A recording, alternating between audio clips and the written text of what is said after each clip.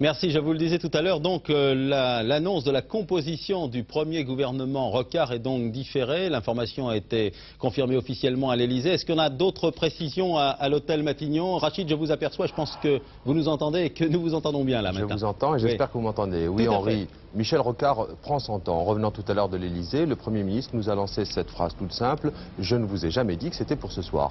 Et effectivement, Michel Rocard ne s'est attelé à la tâche que depuis 24 heures. Depuis hier soir, il travaille beaucoup, il voit pas mal de monde, notamment le président de la République. Il téléphone beaucoup également avant d'établir sa liste définitive.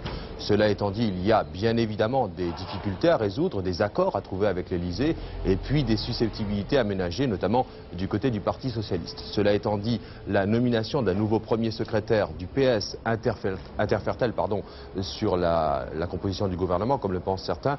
Pas du tout, vient de me dire à l'instant un conseiller, un très proche de Michel Rocard, qui m'a simplement dit que la composition d'un gouvernement prenait toujours un certain temps. Alors Michel Rocard est toujours ici à l'hôtel Matignon, il va travailler une partie de la soirée et il se prépare à une nouvelle journée aussi chargée que celle d'aujourd'hui, une journée que nous avons vécue entre l'Elysée et Matignon avec Jean-Michel Mercurel.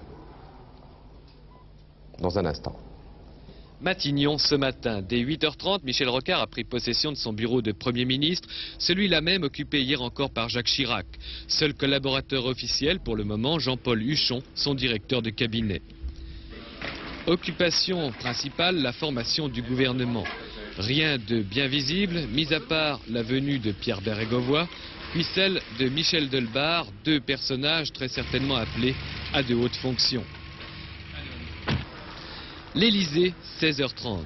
Michel Rocard vient rencontrer le président de la République pour lui soumettre ses projets. Une liste de noms longuement examinée par les deux hommes. L'entretien durera 1h22.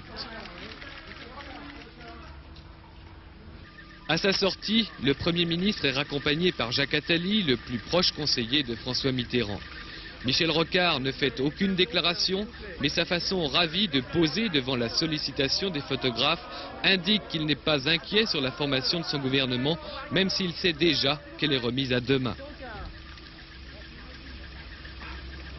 À l'Elysée, l'instant d'après, François Mitterrand fait immortaliser dans son bureau l'annonce officielle par Robert Badinter, président du Conseil constitutionnel, de sa réélection à la présidence de la République.